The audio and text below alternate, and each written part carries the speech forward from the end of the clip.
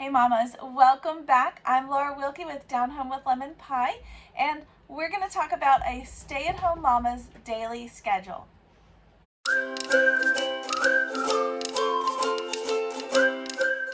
Okay guys, welcome back. I'm so glad you're here. If you are brand new to my channel, I am so excited you're here. I am a stay-at-home mama. I'm a Christian. I have 7 little ones, and I've been a stay-at-home mama since my oldest was about 9 months old, and aside from a couple side gigs that I had here and there, that has been our exclusive routine.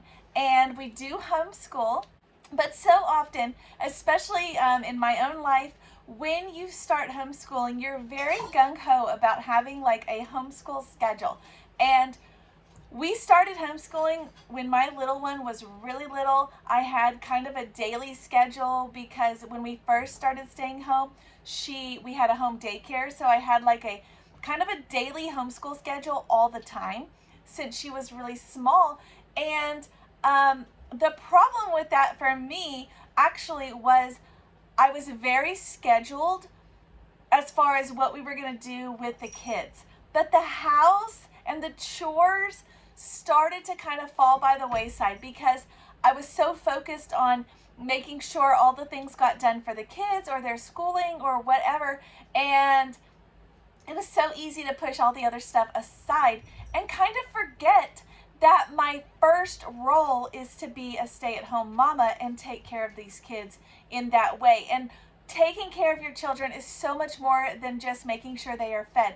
It's providing a beautiful home environment for them and a place where they feel loved, where they feel comfort, a place where they want to be.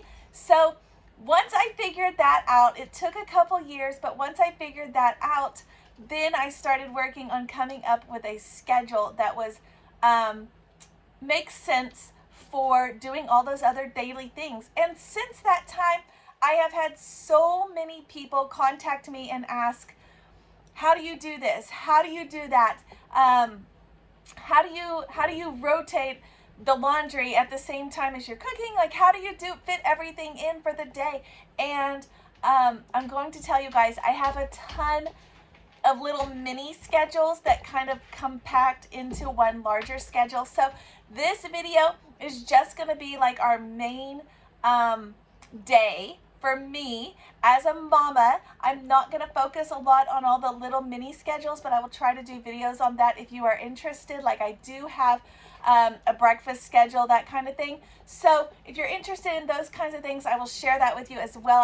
I don't want to hide it from you, but I don't want to focus on that in this video. I did share our homeschool video schedule already, and just recently, and that one is actually one that kind of, like I talked about, changes. So I have several homeschool schedules already posted if you're interested in that, but I'm not going to focus a lot on the homeschool aspect in this video, just kind of the day-to-day activities for a stay-at-home mom, like the chores and taking care of the house, those kinds of things.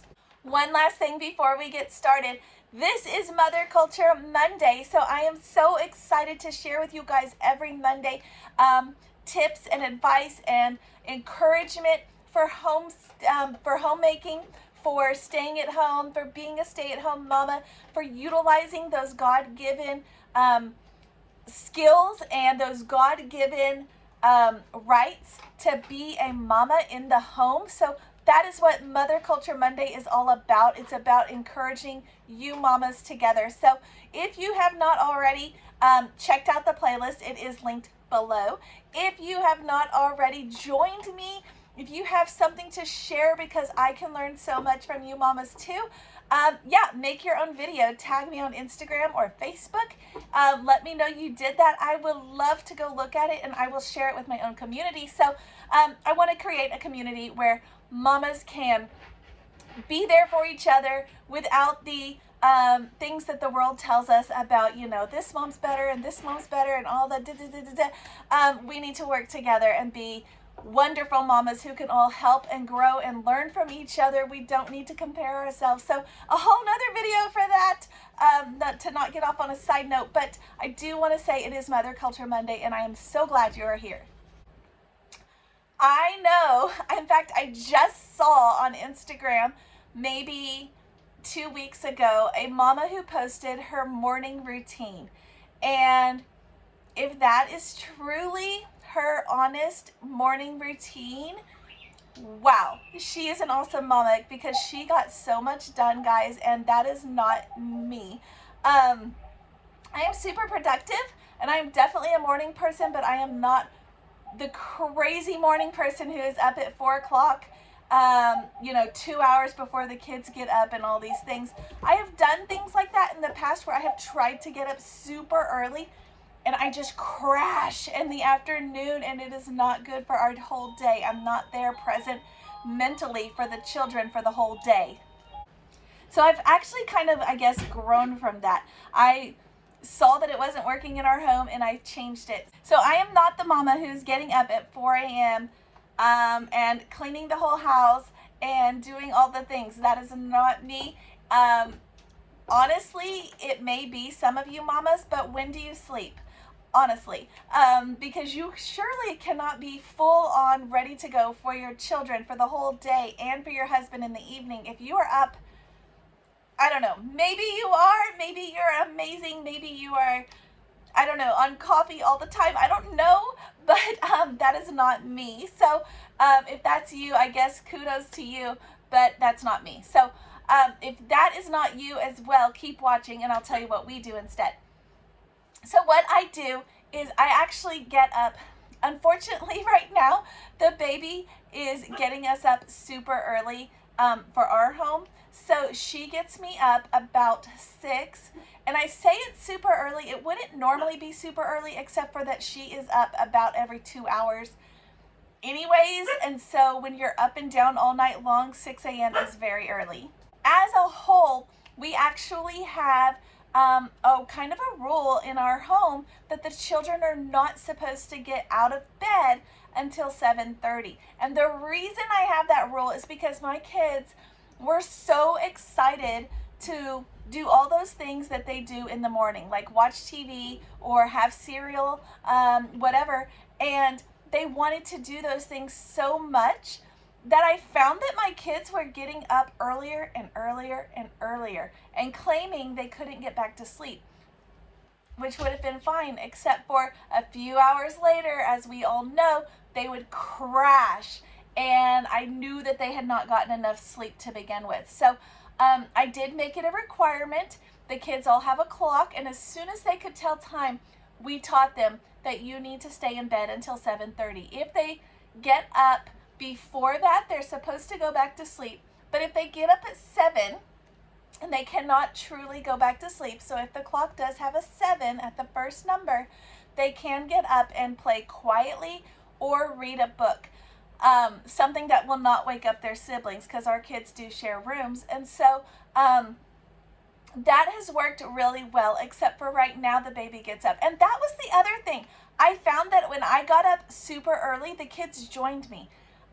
If I got up, if I made it a law or a rule in my home that I was going to get up at 5 to do all these wonderful, beautiful things before the kids got up, they always heard me. They always got up. They have like kids sensors, and they knew that I was up, and they would not go back to sleep. And again, it would ruin their sleep cycle for the whole day. So that is another reason why I actually do not get up super early, because when I do, all the kids get up too, and it just causes trouble later. So as a whole, our family needs to sleep, and we do that. And so we usually don't get up until, as a group, until 7:30. Now before that, I am usually up at 6, and at 6 I'm doing all the things. I'm doing some prayer time, I'm reading my Bible, I'm doing catching up on things online, I'm doing some social media things, responding to y'all's comments, I am checking my email, I am kind of organizing my day mentally, I am sometimes feeding the baby if she's wanting that, I am changing the baby, I do all of those little things that need to be done that are kind of distracting when the kids are around. And so I get all those little tasks out of the way. The baby kind of walks around our room and just plays because she's still in our room.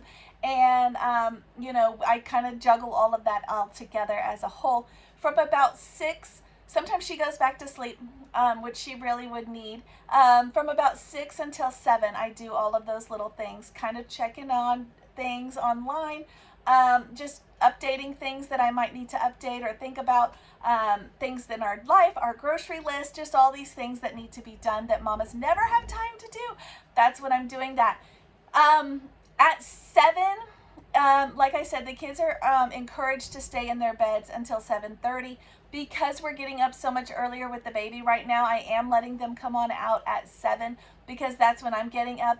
And that is when I take, just not even very long, guys, but I take about 5 minutes in the bathroom for myself.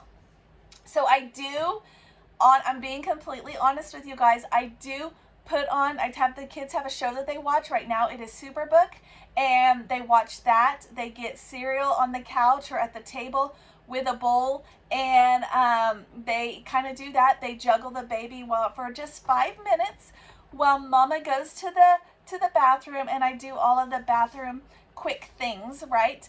I'm brushing my teeth, I'm putting on my earrings, I'm brushing my hair real quick. By this point, I've already gotten dressed. That's part of the other hour. I do very light makeup. If you've never noticed, I really don't have hardly any makeup on, guys. I do a light little foundation, but like really light. And then I just do a powder and mascara. Most days, that's it. Occasionally, I will add just a nude colored eyeshadow because I have very fair skin, and sometimes it's almost see-through and you can see all the things. So I do add that. And then I love to add earrings because I think that it makes it beautiful for a mama to have just something that is beautiful on her and to just take a few minutes to, freshen up basically. So I do all of those things, deodorant, teeth brushing, all of those things. And it literally takes me maybe 10 minutes, but probably closer to 5 because it's not a lot of stuff that I'm doing. Okay, so after bathroom, I'm coming out, and usually it's about 7:10, 7:15, give or take. And I start breakfast for the kids. So their little cereal is like their pre-breakfast. You've heard that, right? Homeschoolers always have to have 2 breakfasts. I don't know what it is. So they have like their pre-breakfast, and then we have our real breakfast, and I start in on that. And I always try to do something that is gonna be filling and wholesome and good for them. So sometimes we do oatmeal, sometimes we do bagels and yogurt, sometimes we do eggs, sometimes we do omelets, sometimes we do breakfast burritos, sometimes it is, I'm trying to think of all the, pancakes. I do that every single week on our breakfast schedule. Anyway, sometimes it's just something that I can get out fairly quickly between about 7:30 and 8:30, something that I can do but not feel rushed. Around 8:30, the kids have all eaten or are eating, and during all of that time, we are doing Superbook. Some of them are on the TV. Some of them are playing. Some of them have run off to go do their own things. And often my bigger girls who stay up a little later at night are often sleeping in a little bit later, like until 8. I do try to have everybody up by 8 because I want them to have time to get dressed, time to wake up, time to do the things that they want to do before we start in on our day. So anyway, we try to get all of those things done and fed by about 8:30, give or take, and then we start in on the morning chores. So I did tell you guys that I don't actually have, at this time this has to be done, and at this time this starts and this has to have been done. We kind of have more of a flow, more of a rhythm that we kind of guide us, and I talked about that in my homeschool video. But so around 8:30-ish is when we start the morning chores. And right now, because we're in the RV, we have to fold up and put away the boys' bed or every single morning, or there is nowhere for them to play. So that is part of our morning chores, making the beds for the girls and myself, because by this point my husband is out of bed. And I forgot to mention, during the breakfast time when I'm making breakfast, I actually also make my husband's lunch and his breakfast so that he can grab those and run out the door. And so he's usually up and grabbing those at this point and is leaving. And now we are doing our morning with the morning chores and things. The kids are getting dressed, they're getting ready for the day. Things that are out all over the floor that are just going to be causing us hazards. Not like a huge cleanup, but if there's just stuff that's everywhere, or maybe cereal dumped all over the floor and we need to sweep it up, those kinds of things, we go ahead and do some of those light chores as well. Dishes, for the most part, right now are just thrown into the sink until later. I have done it before when I've done them first thing in the morning too, and but right now this is what we're doing. We're just throwing them in the sink for now, and then we move on to our kind of our homeschool time. So our homeschool time is usually from about 9 or 9:30 until lunchtime. And I'm not going to go into a detail about what that looks like because like I said, it's in my homeschool schedule video if you want to check that out. And I could go into a lot of detail for that, but I'm not going to do that. So our homeschool time is usually those 3 hours, give or take, in the morning. We're about to change that for next school year because I have a whole new plan for that, but I'll talk about that later. And then it is lunchtime. After lunchtime, the kids go outside and play while I do all those other things that kind of need to happen. So the baby has already napped. Usually, if not, then she naps now. And then I do all those little things. Usually that's when I do all the dishes from breakfast and lunch at once. Because now there's no more space in the sink, so I have to. And then I clean up from lunch. I kind of do a quick once over clean up, just real fast throughout the house. Just not huge, but things that might be a hazard later. Things that we might step on. A pile of shoes, for example, might be organized, or crumbs might be swept. Those kinds of things. I do try to keep the kitchen table clear. So usually I'll clear off all the dishes and all the water bottles, all the things, and put those away. Just the simple things. Laundry is usually started. So you're all going to ask me about laundry. I do have a laundry schedule. I consider doing that as a separate video. So I will just tell you right now. I start laundry in the morning before I start breakfast, before I've gone to the bathroom, before I've done all that, or usually around that time. I do start and rotate the laundry. I do it again at lunchtime. I do a rotation, and throughout the day, because we're in our RV, this is what I do. I just pull it out and set it on our bed, and throughout the day, usually after lunch, I go through and fold everything and have all the kids come to put up their stuff at that time. Now, sometimes it has to wait until evening till I can get to it, but basically making sure to keep up on laundry, this is the trick. Start it in the morning, rotate it at lunch, put it away after that.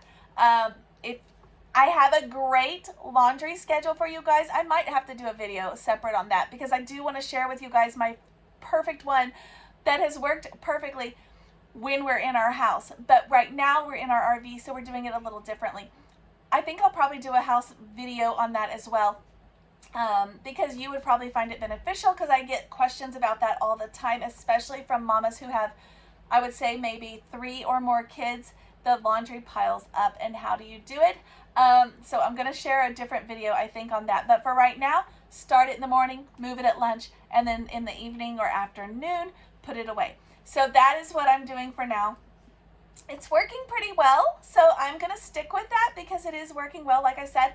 Okay, so after lunch, after the kids have played outside for a while, everybody needs like a downtime. Even me. And I have done this several different ways in the past. And we've kind of switched it up as we go. I'll talk more about that probably in another video. But right now, what we're doing is we have just quiet time for the whole house. So my 4-year-old twins watch a show or a movie in their bedroom because we're in the RV, so it has a TV. We wouldn't normally have a TV in their bedroom.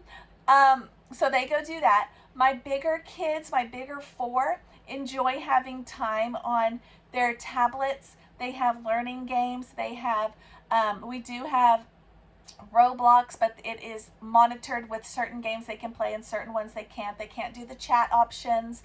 There's a lot of restrictions on that, and there's certain things they can and cannot do. So they are allowed to do that. Minecraft, the same thing. We have certain things they can and cannot do on there, but they are allowed to play that. They don't do the, like the scary mode. I can't remember what it's called, but the kids all know. But they're not allowed to do that mode where it has like the zombies or whatever. They don't do that. They just do the create mode where they build things and make stuff. So that is kind of their tablet time. Usually that is from about 1 to 2. Sometimes if it's like a rainy day or we've had a particularly crazy day, it might go 1 to 3. This is also a good time when I can sneak in a nap or I can sneak in personal reading time. I share with you guys books all the time. This is when I'm reading them. I make myself a cup of coffee, I sit down or I relax, and the kids all know from 1 to 2, I change it each day sometimes, or 1 to 3, whichever we need.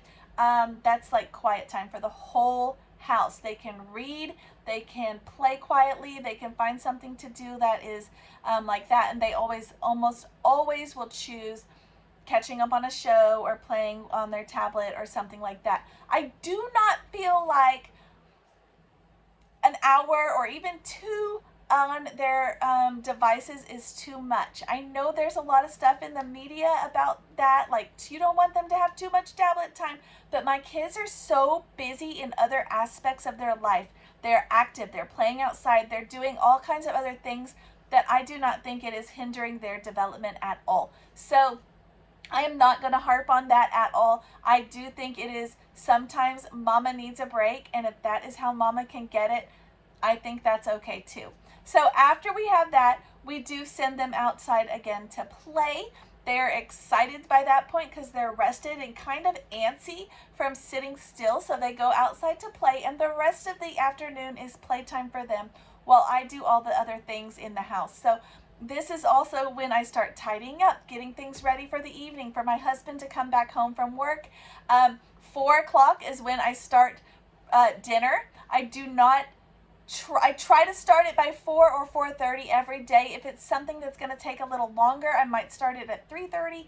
But for the most part, that's kind of my rule. Around 4 o'clock, we start dinner. And sometimes I have helpers that want to join in. Sometimes I don't. I just kind of play it by ear. And during all of this time, the kids are just playing. I'm kind of sorting out all of the little bits and fights that are occurring, all those things that are natural among siblings. My oldest right now is working on a she gave this to herself, a state study that she wanted to work on and do by herself. So she works on that during that time. They're also in a couple musical theater things, so they do practice that during that time. If they have songs or dances they need to practice, if they have things that they need to catch up on, that is the time that they do that. If they have friends that they want to call, because now we are in a new state, so they have friends back home that they want to catch up with, they call them usually during that time. Just all of those kinds of things. If I have to run errands, usually it kind of is thrown in either in the afternoon or in the morning. It just depends what kind of errands they are, but that's kind of the basic gist. And then we start our evening when my husband gets home. Usually dinner's ready to go by 5:30, somewhere in there, sometimes 6. Depends what we're making and how the day was going, how quickly I got it done. And then we start winding down. The littlest ones, like our baby, goes down around 6:30 or 7. We put her down. Sometimes if she's napped longer or something like that, then sometimes I will let her stay up. But then I take the other kids around 6:30 or 7, the 4 youngest, so my 8, 7, and twin 4-year-olds. Sometimes our baby joins us. We go to their room. We do a quiet reading time. We get them ready for bed. We brush their teeth. We get all their bed stuff ready. We do all of that stuff. And then I go in and hang out with them, doing all their things. And after I've read their story, their read aloud, we switch, and they are able to go, or we switch. My husband comes and sits with them until they fall asleep or until they're close to falling asleep. And then he comes out and we hang out. That gives us time as a couple to be together. My older two girls are usually with us. Sometimes we will do a card game as the four of us because we're bigger, or a board game. Sometimes we have a show that we're watching together as a group. Sometimes we have a movie. We just find something to do as a group. That is also another time that I also find to catch up on all the other things that I started in the morning, the grocery list, the emails, the social media things, anything like that that I need to catch up on. That's a good time for that. And my husband as well, he checks the news at that time, just all those things. Somewhere around 9:30, the baby wakes up for her first waking, and that is the time usually that I go back into her room. I tend to her, get all the things she needs, and then I have a reading time for myself, and shortly after that I go to bed. My husband usually stays up a little longer because he's trying to wind down still from work, and also he enjoys having that time kind of by himself, which is fine too. And sometimes he goes to bed with me, so there you go. But my bigger girls now, they usually stay up a little bit later than the other four, and so they usually we try to get them in bed by about 9 o'clock.